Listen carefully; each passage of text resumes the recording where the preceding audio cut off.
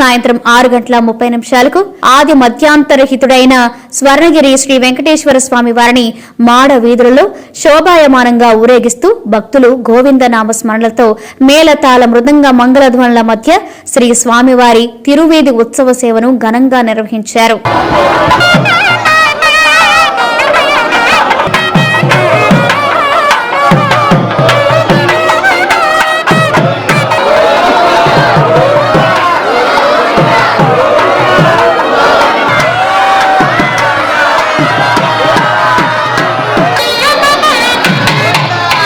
తిరువీధి ఉత్సవ సేవ అనంతరం శ్రీ వెంకటేశ్వర స్వామి వారు దేదీప్యమానంగా వెలుగుతున్న సహస్ర దీప కాంతల మధ్య ఊయలలో ఆసీనులై భక్తులకు దర్శనమిచ్చారు. అర్చక స్వాములు వేద మంత్రోచ్చరణలతో శ్రీ స్వామివారిని ఆర్చించి కర్పూర మంగళహారతులు సమర్పించారు. భక్తులు నయనానందకరంగా శ్రీవారిని దర్శించుకున్నారు.